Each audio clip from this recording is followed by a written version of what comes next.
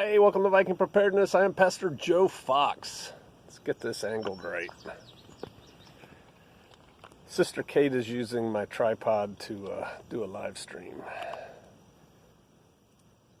I want you to really think about something. And I'm interested in your comments. I'm interested in your thoughtful agreement, disagreement, addition to, that kind of thing. Let's discuss this, shall we? OODA loop.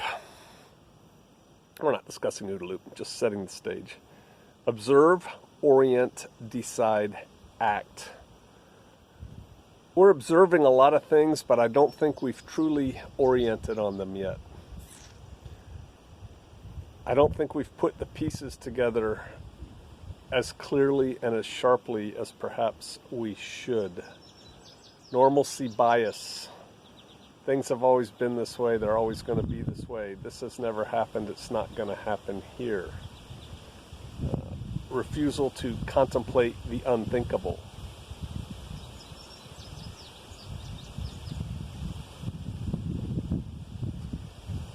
Antifa was formed in 1932. They were part of the communist movement in Germany, and they were anti-fascists. And they were street fighters. And so they're a communist-based organization. And the communists have had their fingers in it, starting with Stalin, into Antifa from the beginning. I've got notes here, so I want to make sure I cover everything. Think about what Antifa has been doing here in the last couple months. They've been conducting and have had coordinated attacks throughout the country. Protests, and they're organizing them, they're directing them, and they're coordinating them. There has been massive destruction in dollars, in areas, and industry, things like that. Interesting, isn't it? They're a communist organization, and so many mom and pop shops and things are being destroyed. Capitalism, right, at its core. They are threatening, and a lot of people got breathless about it, about coming out into the countryside and killing rural people's animals and burning down, farmhouses, isolated farmhouses. I believe this is a psyop, for now, to get buzz, to get people thinking, to get people afraid. But they are threatening to do that. And latest reports is that, and they're saying they're doing this, and other people are saying they're afraid they're going to do it. I don't know if anyone said they've actually seen them do this, but canvassing neighborhoods for where the police live, noting where the police live so that they can attack the police and their families, which, by the way, is an awesome tactic. But we're going to get to that. But think about that. They're saying we are creating dossiers to go and kill policemen's families and destroy their homes and things like that. Put that on a shelf for a second. Black Lives Matter, not an old organization, formed by 3 strange women, 2013, something like that. They have been deeply involved in these protests. They have attacked police stations, burnt them, trashed cars, again, lots of violent destruction of property.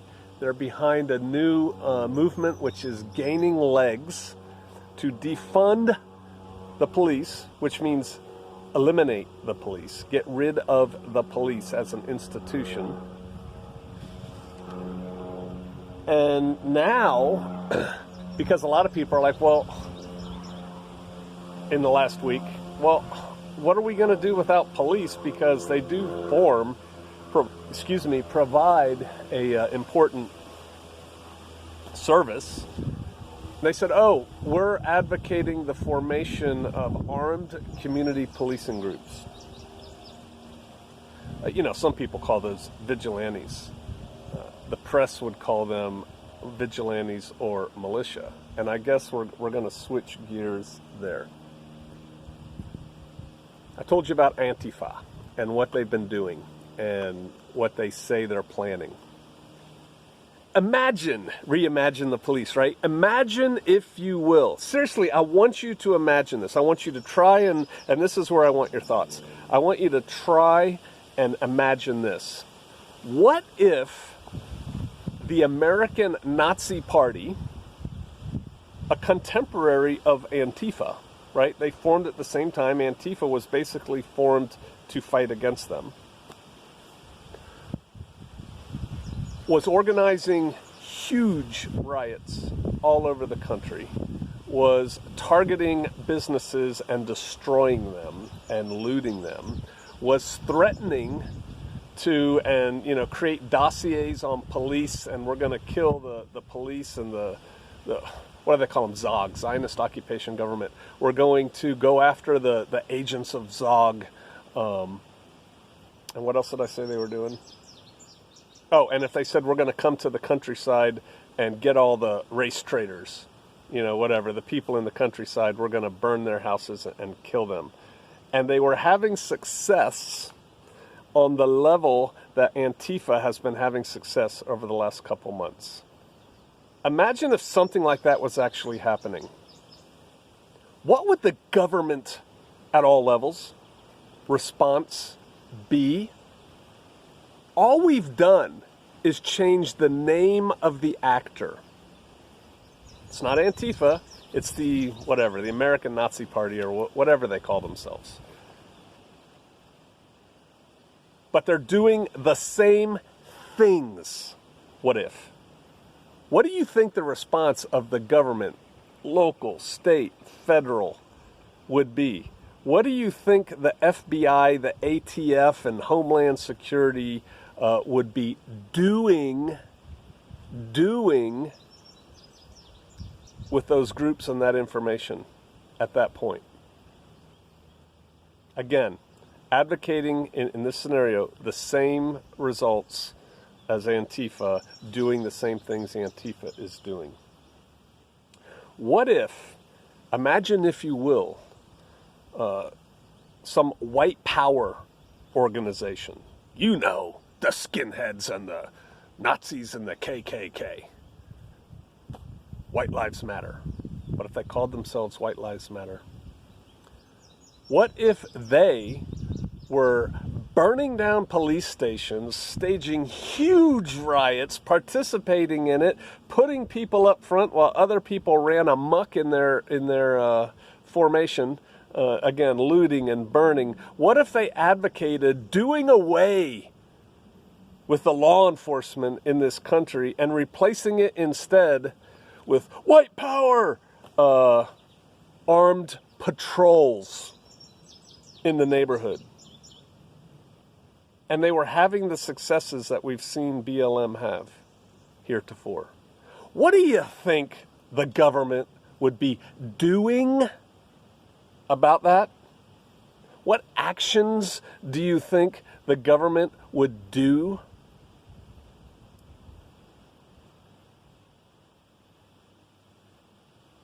Think about that. The system is allowing this. They are allowing it. Some might say they're facilitating it. Because all you have to do is change the names of the actors, but put the same outcomes, the same words in the other side's mouths, and you know that this would be different. Again, do not take this video, and I'm not saying anyone did the last one, and run with it and say, Pastor Joe's a white supremacist skinhead. Well, I am a skinhead, sort of, by nature. Nazi, whatever. I'm not. I'm just saying I'm trying to draw a contrast, a strong contrast, and I think I've done that. And some of you have already knee-jerked, I'm sure. But all you got to do is look at the two and say, this is how they're dealing with this, but they're not, this is how they would deal with that. They had one guy living up on his own in the mountains of Idaho. They tried to entrap him into infiltrating Aryan nations because they were so afraid of this little group of people that met up on a compound in the Idaho wilderness or whatever. And that didn't go the way they thought it would. And they ended up shooting his wife in the face from 70 yards away because the FBI had done a psychological profile on that family and decided that Vicki Weaver was the core that held that family together. That's why they took her out. That was for one little dude, man. Way to go, U.S. Marshals SOG and FBI HRT. Right? One person. What do you think they would do if these people were all over the place burning stuff and shooting stuff and advocating killing cops? It would be totally different response. I'm telling you, I think not only are the powers that be allowing this, they're facilitating it. Now, I had a discussion the other day. We can call it a discussion.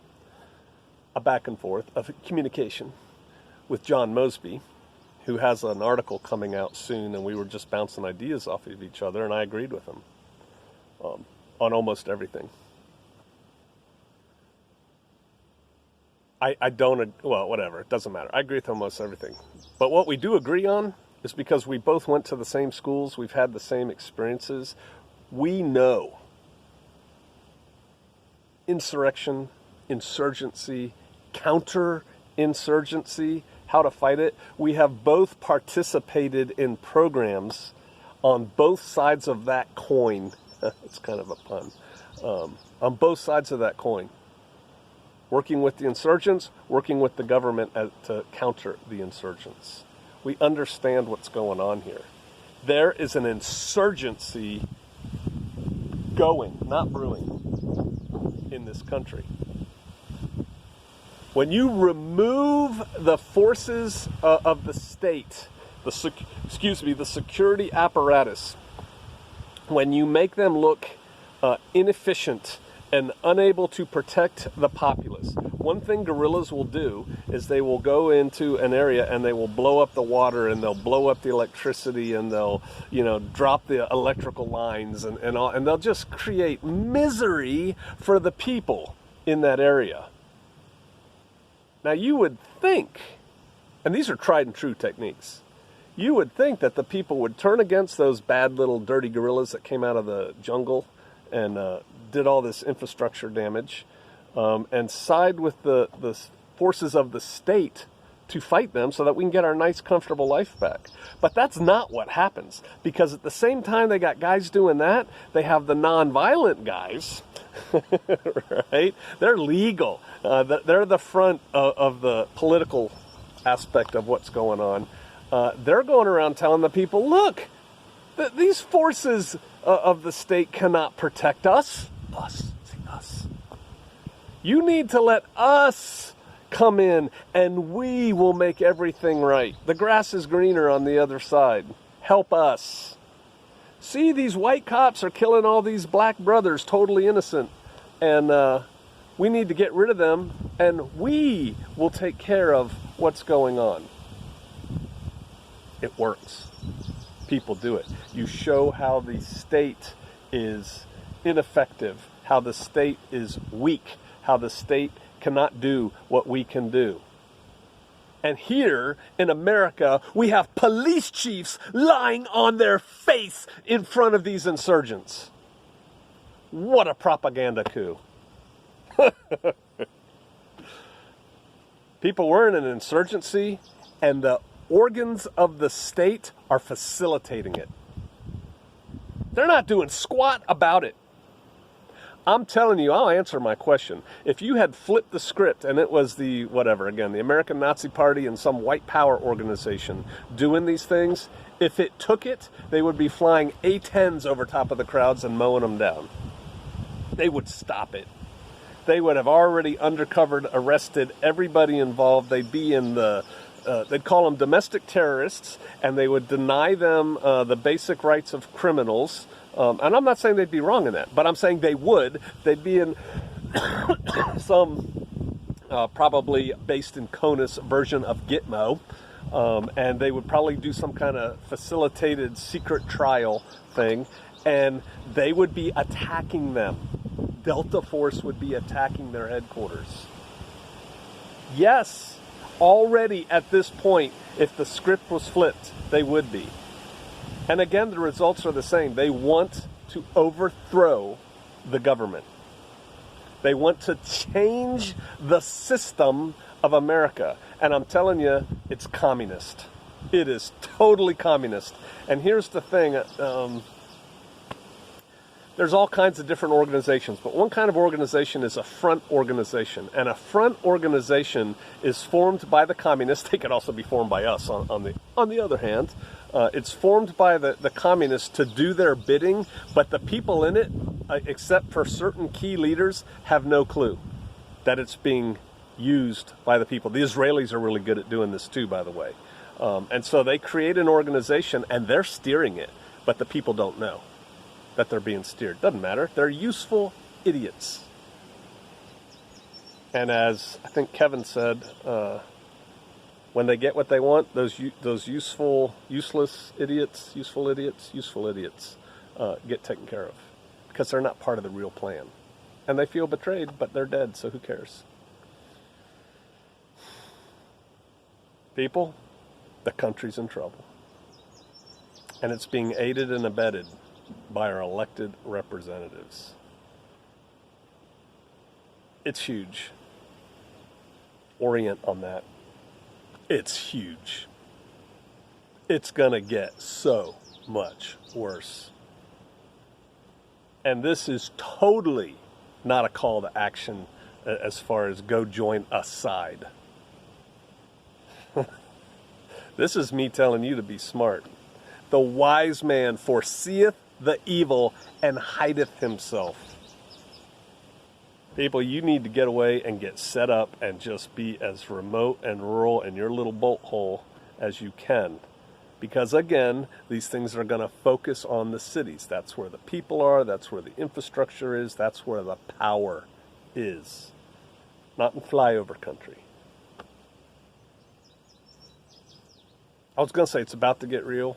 It's already real. Most people just don't realize it yet. What really horrifies, that's not too strong of a word, me, is our government's reaction, non-reaction to it. They want this. And again, you're not going to restore the constitutional republic. That's gone, folks. It's gone. You better see to the new way and what's coming. I think the best we could probably hope for is some form of balkanization. And I don't think that's good, because then we'll be taken apart piecemeal later by greater powers. All right.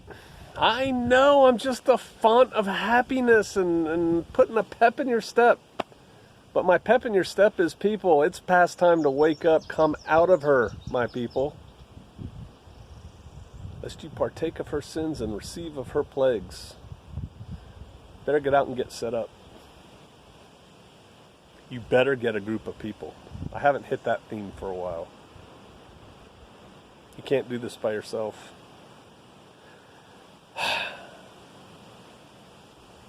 Bummer, I know. Maybe I'll see you out there.